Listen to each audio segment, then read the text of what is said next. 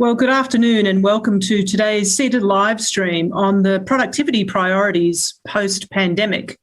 I'm Melinda Salento, the CEO of the Committee for Economic Development of Australia, and I'm really pleased to be here with you today.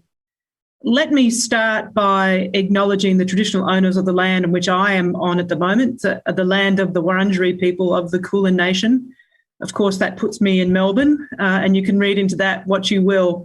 It's the highlight of my day in lockdown, being able to share a lunchtime with all of you and to have a really interesting conversation with Michael Brennan from the Productivity Commission. I would also, of course, like to thank our sponsors, ExxonMobil, for their support for this live stream. It goes without saying, but I should say it, that we can't do this without the support of our wonderful members. So my thanks to them for enabling this conversation to be had today. As I said, our keynote speaker today is Michael Brennan, the chair of the Productivity Commission.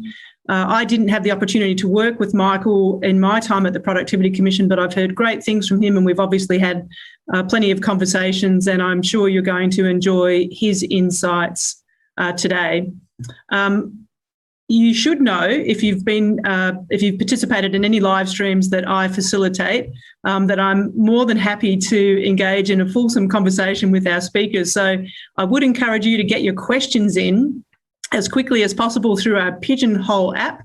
It's pigeonhole.at and the pass code is productivity. If you get your questions in, that means I have to pay attention to those and make sure that I put those to Michael rather than stealing the conversation with him. We always like you to engage with social media as well and get the conversation out to a wider audience. Please tag us at CEDA_news, tag me at Melinda Salento, and the hashtag today is AusEconomy.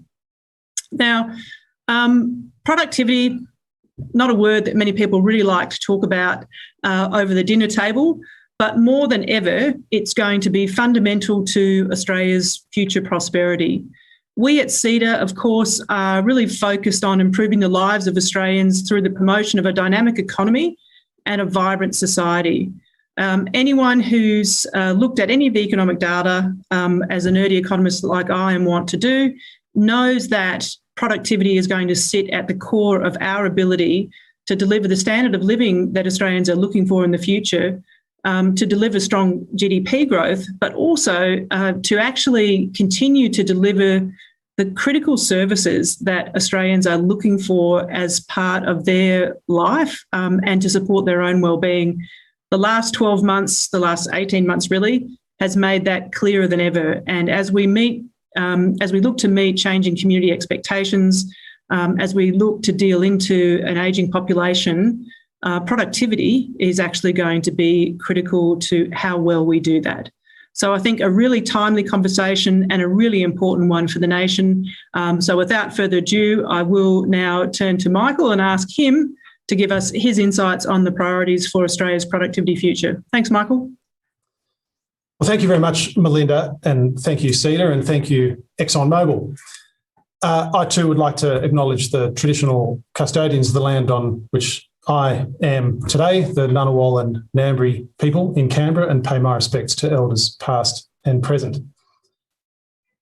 Economic growth has arguably become more important today than it has been for some time. Australia is in a better position than most, as last week's national accounts data reminds us, with real GDP now returning to its pre-pandemic level. And the lockdown in Melbourne is a sobering check on any triumphalism, but my starting point for today is that twice now in the last 12 years, Australia has dealt with a global economic crisis better than almost any other economy in the developed world. It's not hubris, I think it's just objectivity to acknowledge that we went into both of those crises having got some big things right.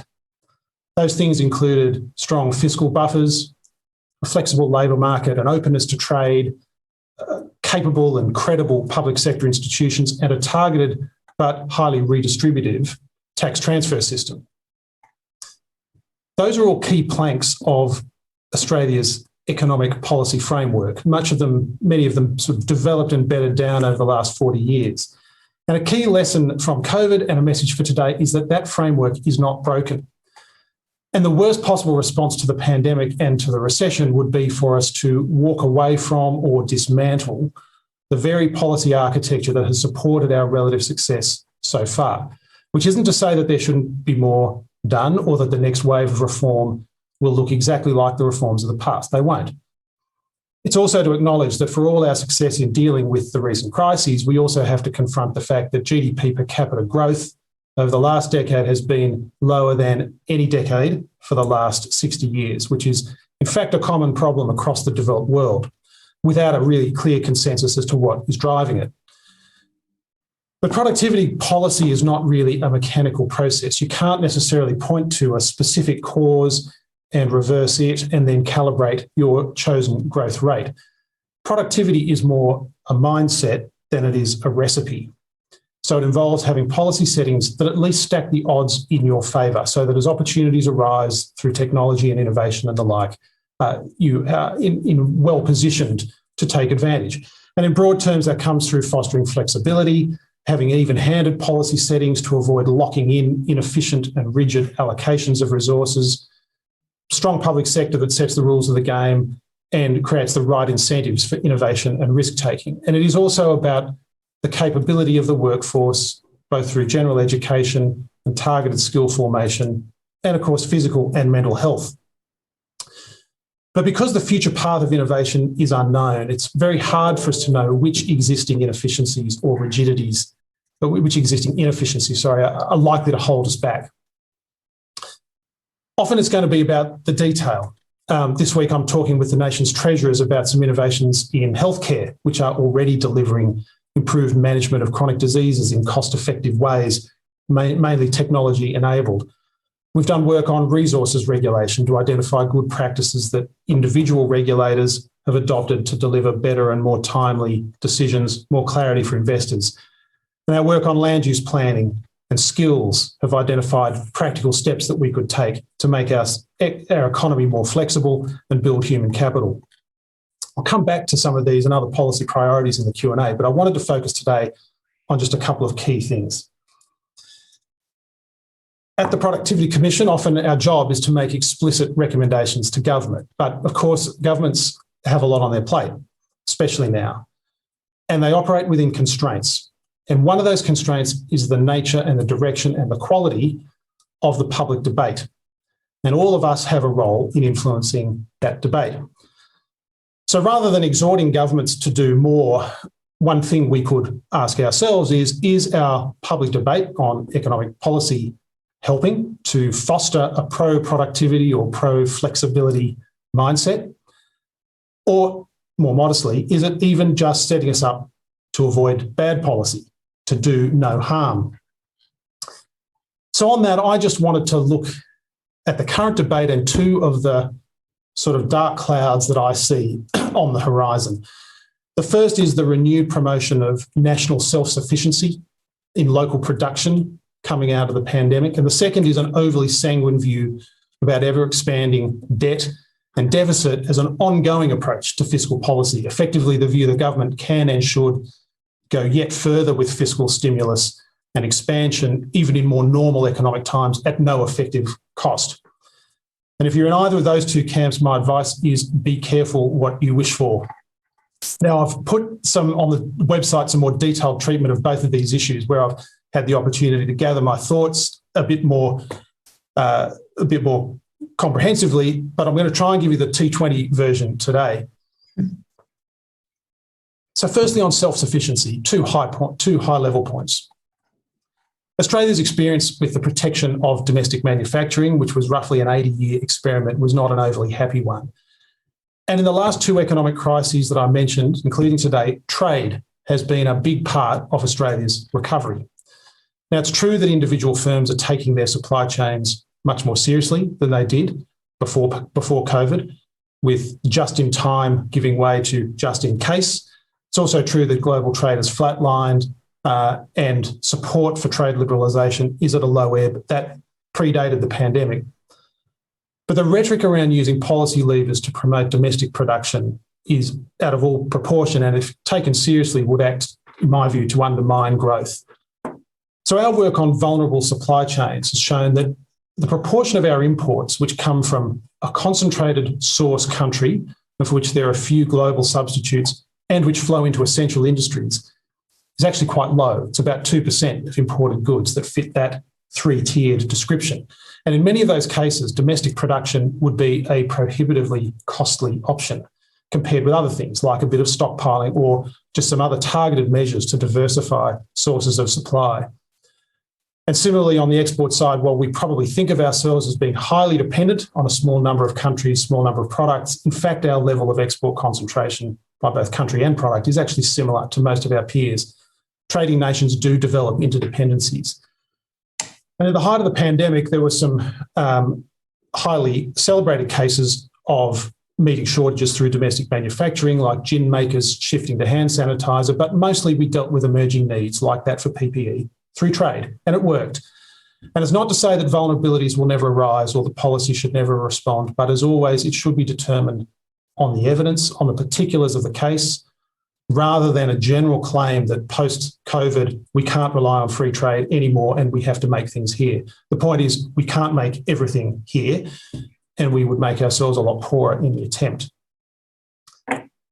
So my second dark cloud concerns the fiscal debate. And I have no argument with the current federal fiscal stance because active fiscal policy clearly was needed in the recession and it remains important in the early stages of recovery. And ultimately, the government's policy is to return to a stable debt to GDP ratio once the recession subsides. The prudence of that approach is supported by the likelihood that bond yields will remain below nominal growth rates. So the debt to GDP ratio will gradually decline, or alternatively, we can afford to run small deficits in the future and still maintain a steady debt to GDP ratio. So far, so good. The risk in the public debate is that that insight, that GDP growth tends to exceed interest rates, risks being taken to imply something altogether different and much bigger, namely that debt no longer matters at all, and that we can afford the next and the next so-called one-off rise in debt on the grounds that it'll be sustainable because future GDP growth will outpace bond yields. Just noting, in other developed economies, that very same insight is being used to justify debt to GDP ratios miles larger than Australia's today. So there are multiple good reasons for caution, which, as I say, I set out in the material that I'll put up on the website. But one is that we will need to rebuild fiscal buffers for the next emergency.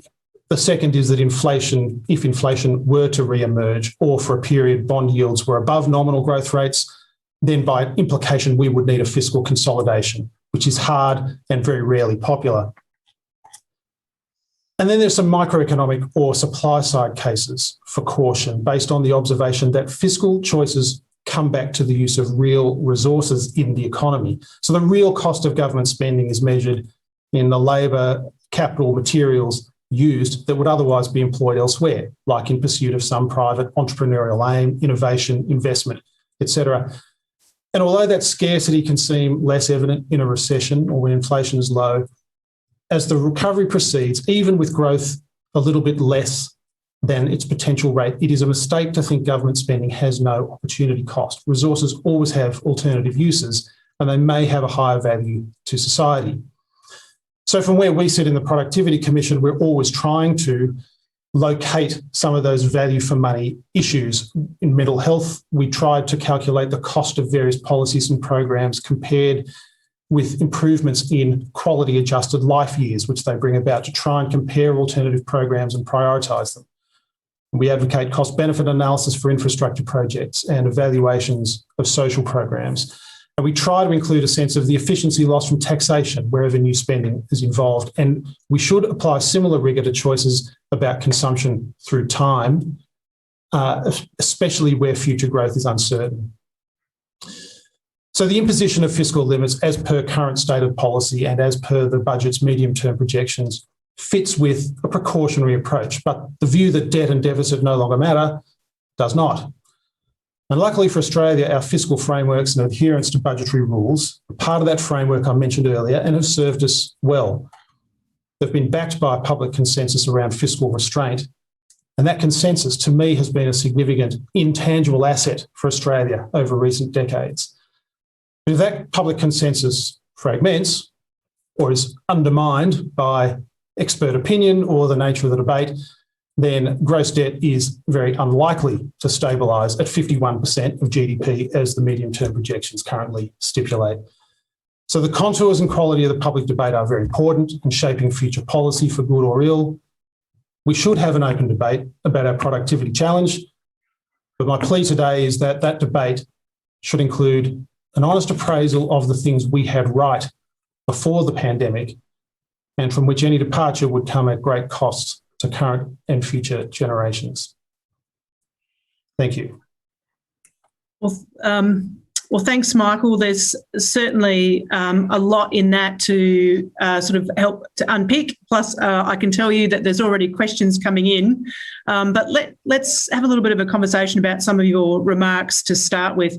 You talked about fiscal policy. Let me go straight to the budget. And I did warn you that I was going to mention ghosts of productivity chair past. Gary Banks has been in the news, in the paper recently, actually highlighting the complete absence of the word productivity in any of the budget papers or the Treasurer's speech, for instance. I put a tweet out this morning picking up a word map that Joe Masters from EY had put out, which made that pretty clear. It seems like productivity is critical, yet no one's really talking about it. And I get that we're sort of, hopefully on our way out of this pandemic. But, to your challenge around constructive debate, how do you think that we actually reignite a constructive, honest conversation around productivity that starts to open the door for some policy conversations that we seem to have not been able to have in a way that advances reform?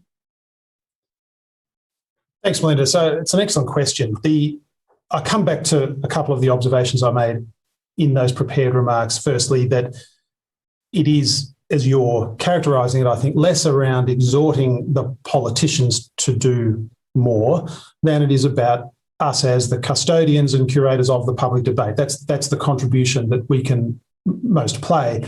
And part of the reason I think that is because I think that, for the most part, the productivity reform agenda of the future, whilst I think there are a couple or a handful of relatively big picture things still that might remain unfinished business, in a lot of cases this will be a larger number of smaller things. And to influence those, it's just important that we have a pro-productivity mindset about every individual decision that comes along. And that's why I think it's the quality of the debate, if you like, that influences government action that we want to focus on.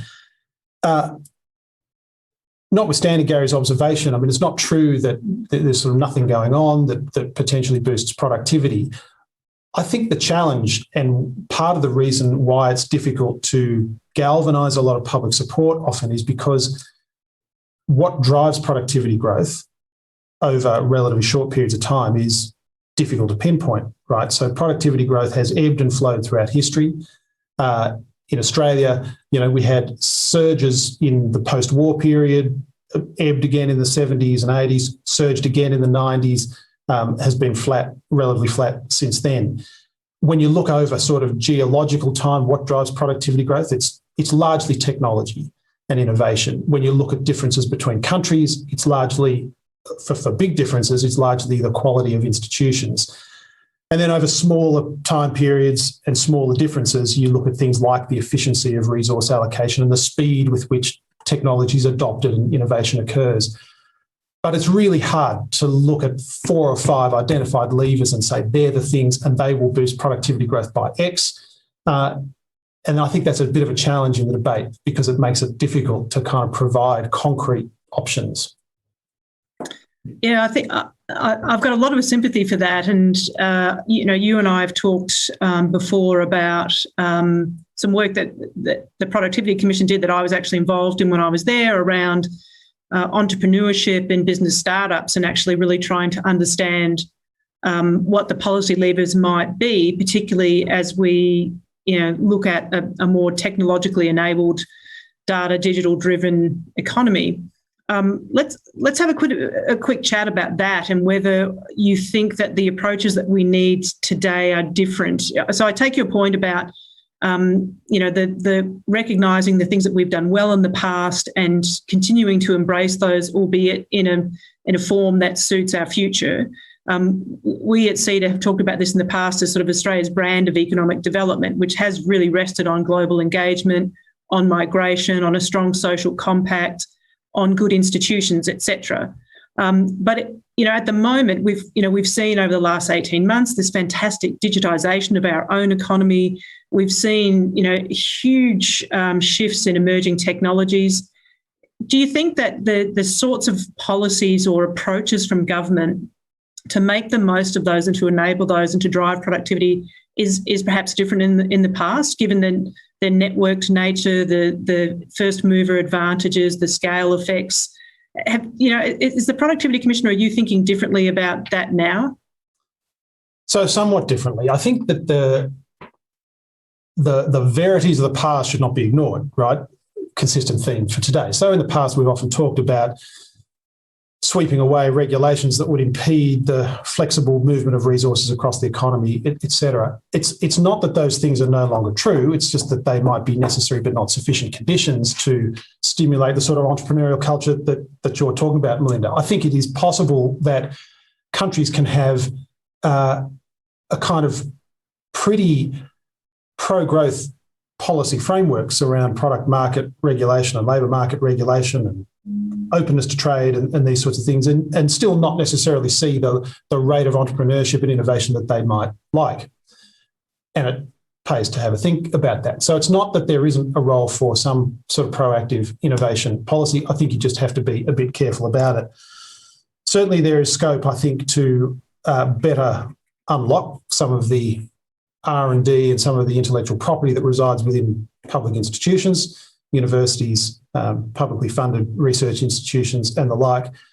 I think it pays to look at some particular industries. I mean, sometimes we bemoan the lack of innovation in Australia, but in particular industries, including mining, where Australia is at the forefront, it's a highly innovative industry with strong record of R&D, a strong record of university collaboration, strong record of capital deepening, automation, AI, all the things that you would expect to see in a cutting-edge sector. So some of it's cultural, and I think there is a bit of a question about how do you drive more of a culture of entrepreneurship. And as I said, it's something we, the Productivity Commission team and I looked at actually in, I think it was around 2016, and it is really challenging. But you're seeing more examples, I think, around the world of governments that are, taking a bit more of a stewardship role, is the language that's sometimes used. And I think it's a bit of an open question. Let's talk a little bit about productivity in the services sector, because I think that's one of the places where this sort of stewardship question comes up as well. When you're looking at the health sector, for instance, lots of government direction, if you like, in terms of regulation and funding. How do we think about productivity in the services sector? And, what work is the PC doing on that at the moment, if any?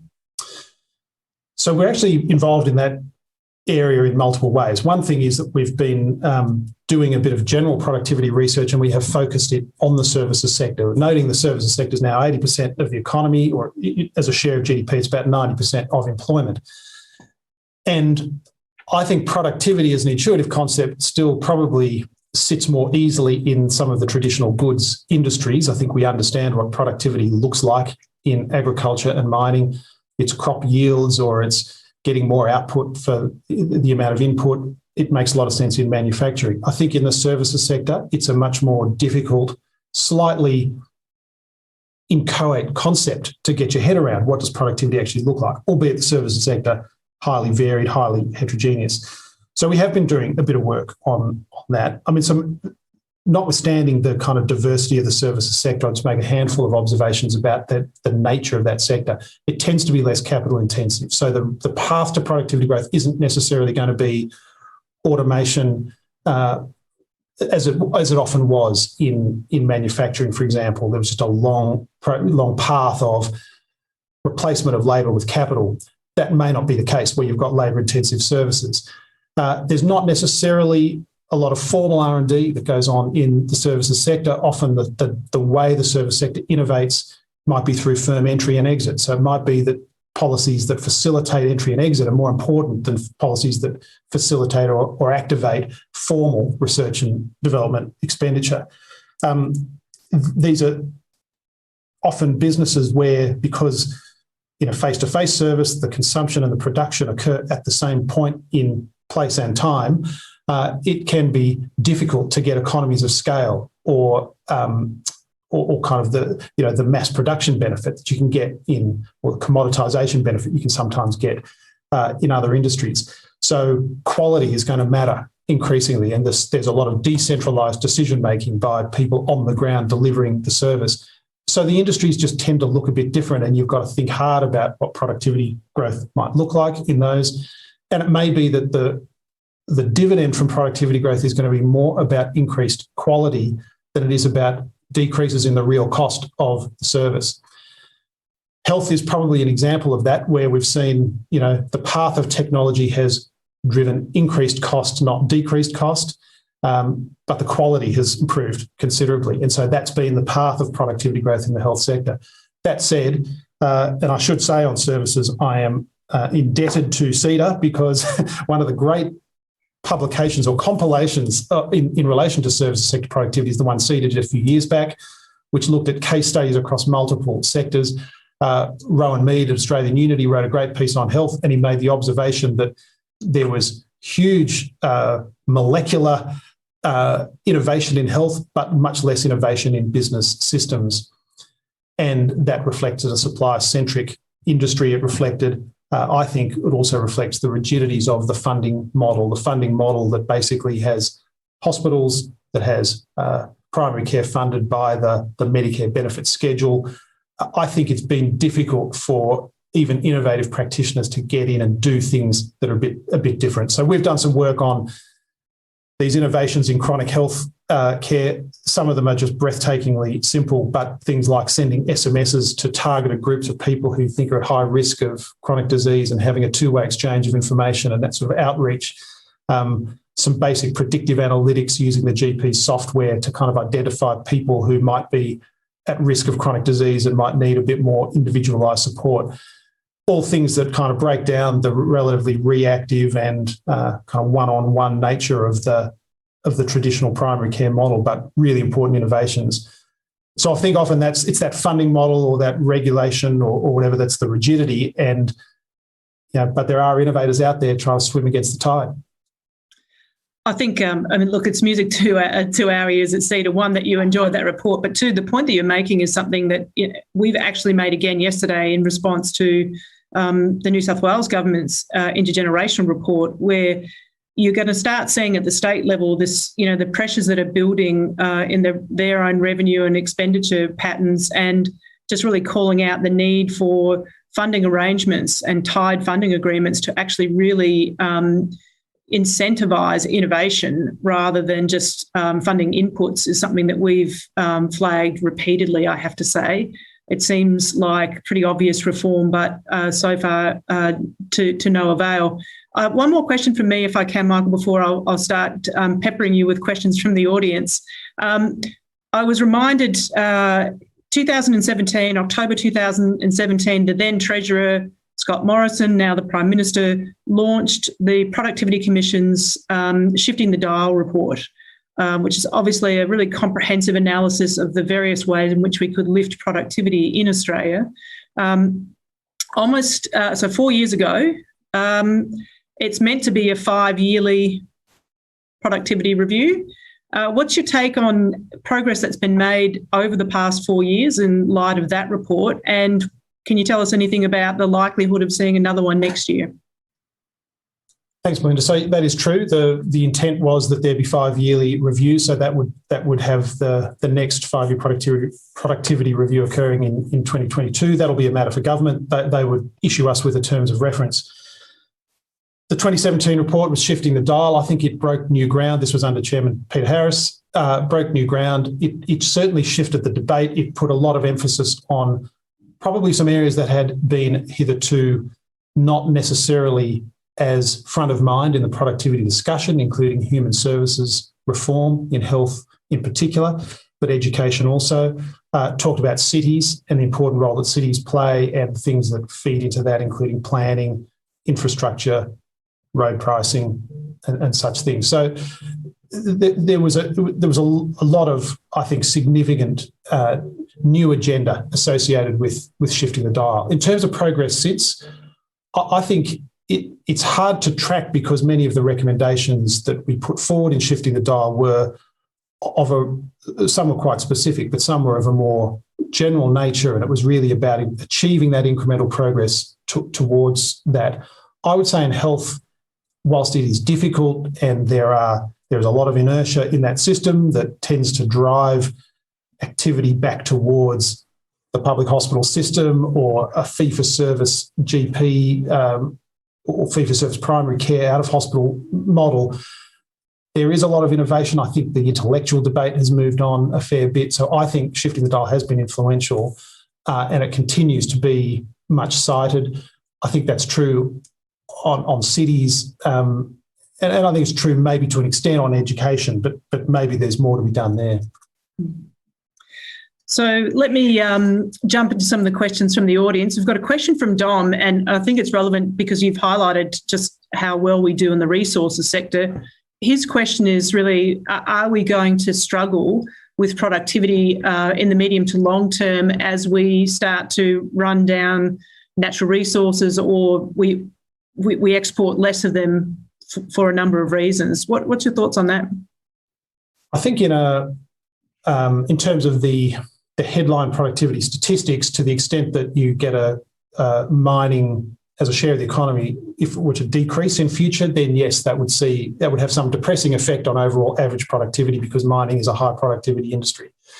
And in fact, to the extent that productivity growth in Australia has slowed, it's probably been cushioned a little bit by the fact that there's been a net movement of capital and labour into mining. So will that be a big issue? Well, possibly, but the key thing there is, that these decisions be driven by market realities. So as prices change, as long as resources can flexibly move to alternative uses, that's really the main thing. And I would say in Australia's defence that what's been particularly impressive about Australia's adjustments over the last 20 years is how seamlessly Australia was able to adjust to what amounted to a massive terms of trade shock, albeit a positive one, when the price of iron ore went through the roof in the early 2000s. That was handled with much less disruption than you might have imagined, and certainly much less disruption than it would have caused in the early 1980s or the 1970s with a much more rigid economy. And there were a number of features of the Australian economy by the early 2000s that were much more flexible. So I would point to that and say I think the same thing can work if there was a point in the future where prices were falling or where the natural gravitational forces of the economy were shifting resources somewhere else. So I wouldn't necessarily be too concerned about its sort of headline effect on productivity. So I've got at the risk of looking like I'm a bit CEDA-centric, I do have a question from our own Chief Economist, Jared Ball. Surprisingly not, it was something that was on my mind as well. If you look at where the economy is at the moment, I think one of the really just startling facts has been how quickly we've bounced back. And in fact, to the extent to which we're really almost seeing capacity constraints, capacity utilisation really increasing, lots of anecdotes around very, very tight labour markets with borders closed. You've seen similar in other countries actually that are very dependent on migration. Do you think that this is an opportunity to drive more innovation? Do you think that sort of set of circumstances, it may be more enabling of a more innovative approach and a lift in productivity that we might not otherwise have seen? I think it's entirely possible. Certainly things happened during the pandemic that will have accelerated things like uptake of digital technologies and the like. We know working from home is probably the most celebrated example of that. But I was just looking at some data that Alpha Beta put out, I think from memory it was late last year, about the extent to which firms had accelerated their digital presence or their uptake of technologies. And for example, I'm citing things like the web presence of Australian firms increased as much in 2020 as in the preceding 10 years. The ability to take orders online increased as much in 1 year as the preceding 4. The use of digital tools in payroll processes increased as much in 1 year as in the preceding 10. Same with digital tools in stock control processes. Many firms are kind of familiar with the work from home experiment, which again kind of came out of the blue, and for the most part, firms and employees handled better than they would have expected was possible. So I think there is a lot of potential there to give some cause for optimism about productivity growth coming out of the recession. But the one thing I will say is the recession was so different in its nature to what a conventional demand-side recession looks like.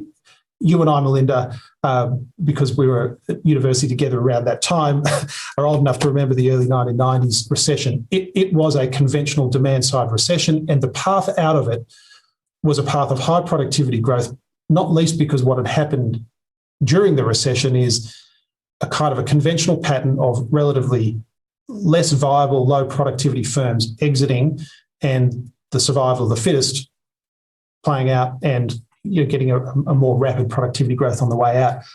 This just wasn't that kind of recession. This was a recession brought about by supply-side restrictions, and the emphasis of policy was really on just holding things together with a bit of income support for those most directly affected.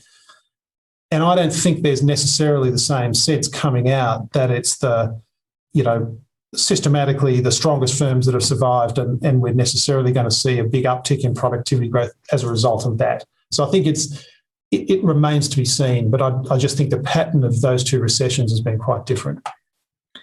Yeah, I think I don't know that I would necessarily be looking to that pattern and sort of assuming that we're going to get the same bounce back. And I think there is potential opportunity in the rapid digitisation that we've seen. And in some ways, it sort of broke through and accelerated things in a way that people, would never have expected. My sense is from the data that I've had a look at, we're still, quite a way behind the rest of the world in some of that. And, the one thing I'm really hearing from all of our members is just the lack of access to skilled workers, particularly those that have got data, digital, data governance, et cetera, is actually impeding the next step of their digital and tech transition as they embed those processes and those opportunities in their business. So I think it is a pretty interesting time. I've got a question from Victor Purton, who many of you will know is always keen to advance a more optimistic agenda. His question to you, Michael, is, we've lived, my interpretation of it is, we've lived 18 months in a fair degree of fear and a fearful of an environment, really. There's now an opportunity, I think, and Victor's sort of pointing out, to sort of become more optimistic about our future and perhaps a bit braver about our future and the potential. How do you see the role of the Productivity Commission in kind of enhancing or contributing to a more glass half full optimistic agenda for Australia? Yeah, so I am quite sympathetic to that view, and in a way, in the remarks I made earlier, tried to reflect that optimistic view, because I think you can see the productivity debate as being one of two things. One is the pessimistic view that things aren't as they should be and we need to exhort government to get their act together. But I am an optimist by nature, and I think that the most fundamental message for today is for us to maintain that optimism about what has served Australia well. So I maintain that, yes, we've had a productivity challenge, there's been a productivity slowdown, but when you look at Australia's performance relative to others, you don't want to sound kind of naively optimistic, right? But where in the world would we rather be? We've had a strong response on the health side, a strong response on the economic side, not without blemish, of course, but for the most part, the kinds of the framework and the preparedness with which we went in, or the policy settings with which we went in, have served us well. And I think it's important for us to maintain that sense of optimism and self-confidence. I think particularly on the couple of issues that I raised around the sovereign capability and around the fiscal settings. There's just a bit of a tendency in the debate sometimes to, sometimes opportunistically, but to identify that, the pandemic came along as though the pandemic kind of exposed countless weaknesses in the Australian system or Australian policy settings, and these now need to be rectified. Well, for the most part, we proved pretty resilient, and I think we should reflect on that in shaping policy moving forward. I've got a question from Bob O'Connor on supply chains, and obviously he points out, and it's clear in the media that supply chain resilience is a real issue that came out of the pandemic. You addressed it in your comments. You talked about the sort of 80-year lesson of manufacturing and support for manufacturing that hasn't gone all that well for Australia. Of course, the mantra now is all about advanced manufacturing. And I guess, following on from the last response, being a bit more glass half full and optimistic about our capacity to compete in that space. What's your thought about the advanced manufacturing agenda, its potential contribution to lifting productivity? Do you see opportunity for us to actually develop some competitiveness in that space? And are you seeing signs of that?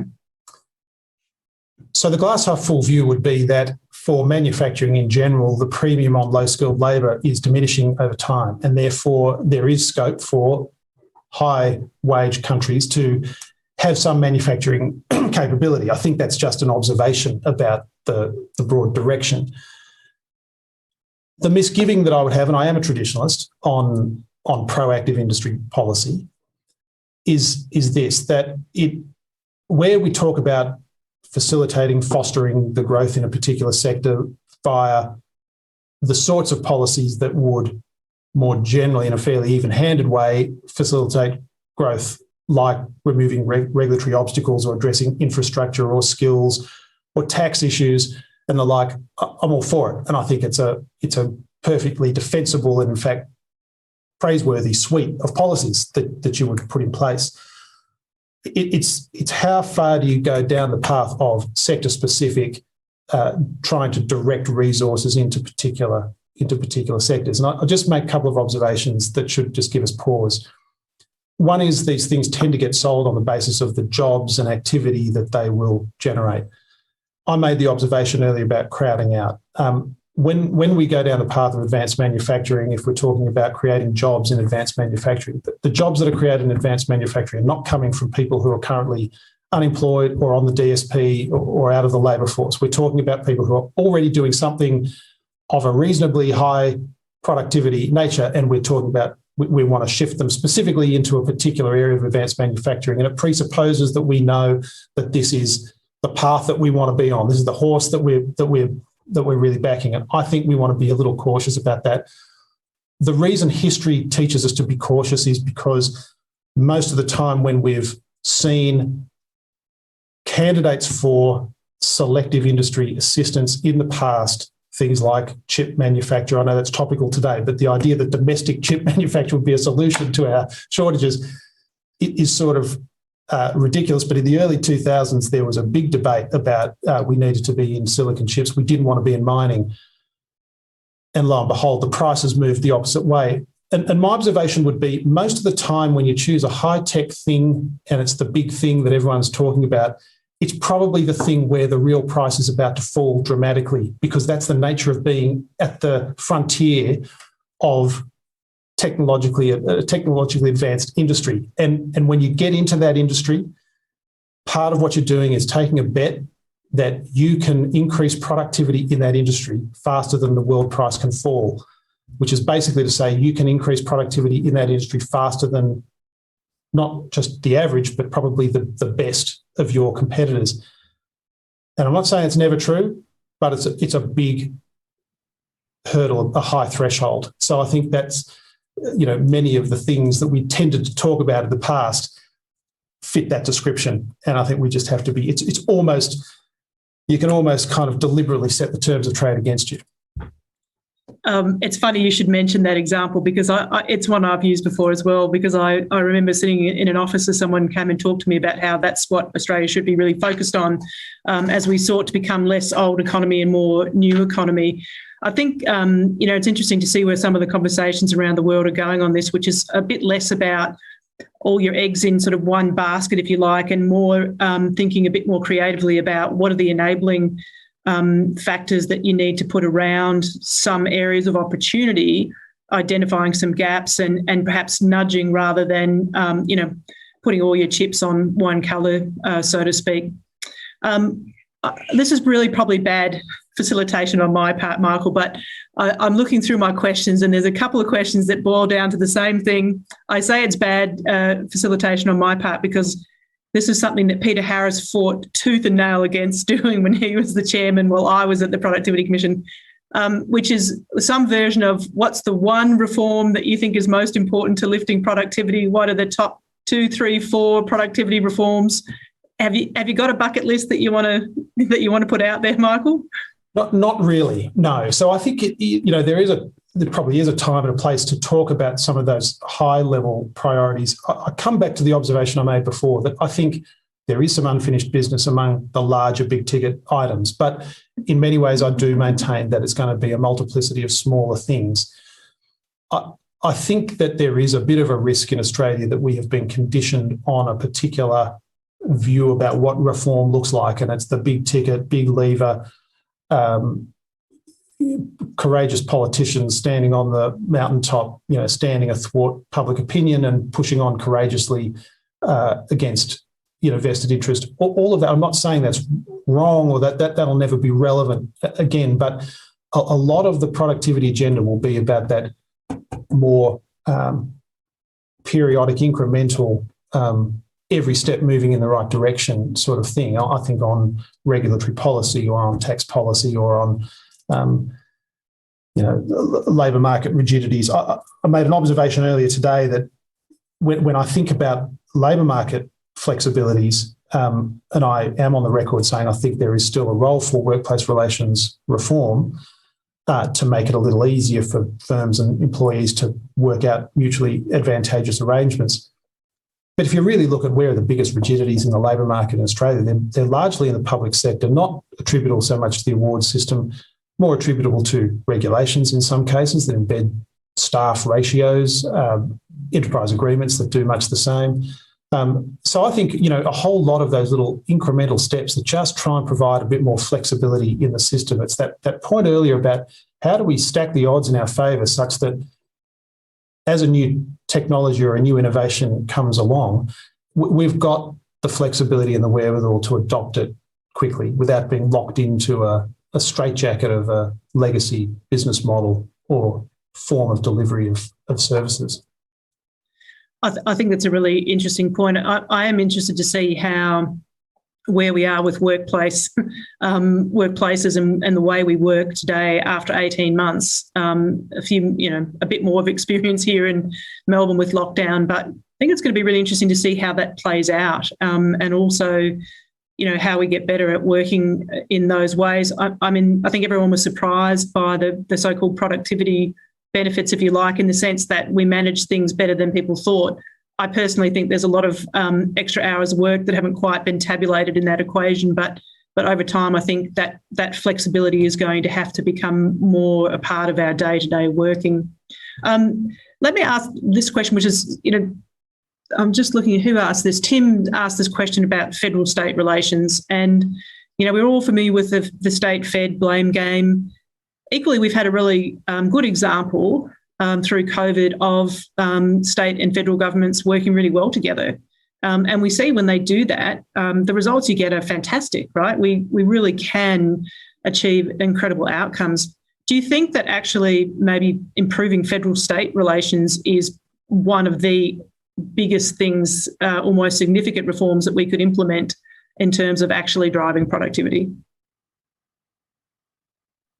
Yeah, I'm a big believer in the federation. I've worked on both the Commonwealth and the state side of it. And, I think it's wrong to be kind of too rose-coloured about the past. I don't know whether the tensions between Commonwealth and state were really getting worse prior to the pandemic.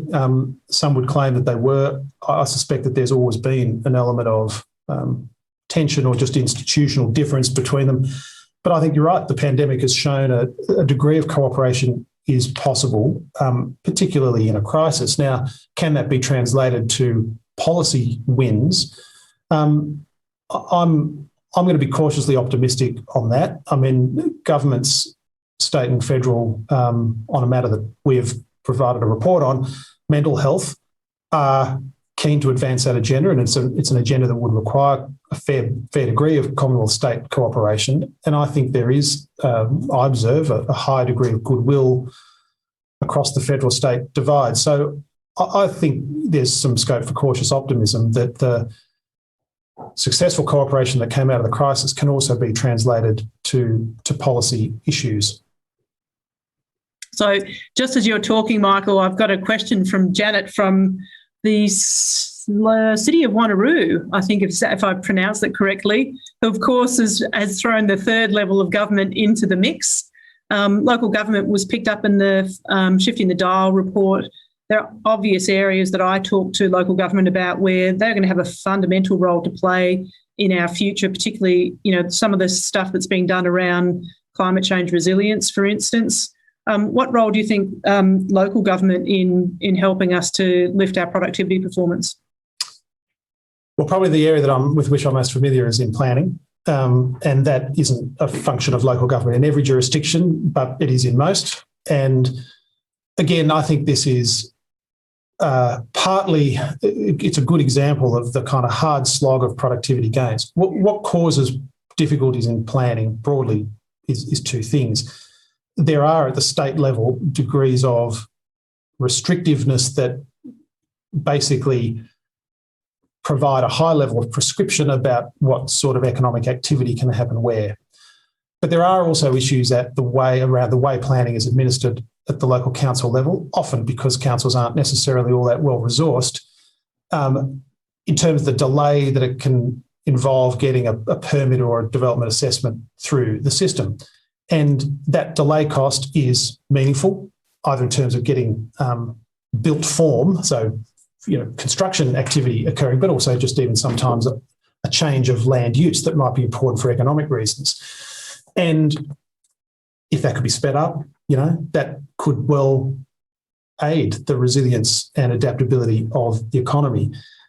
And part of the reason it takes a while is because there's a degree of risk aversion. There's not, applicants to the process are not always acting in the good faith that they might claim.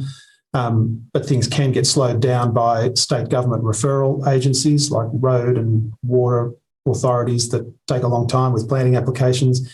And sometimes within a local council, things get dealt with by the different departments sequentially rather than concurrently. And so there is a kind of a hard grind, I think, of just trying to improve the processes, improve the timeliness, improve the certainty that attaches to planning outcomes, without necessarily, any diminution of the sorts of protections that people want out of the planning system. So I think that's fundamental in local government. And if I had to nominate the thing that I think that they do that's most important, it's probably that.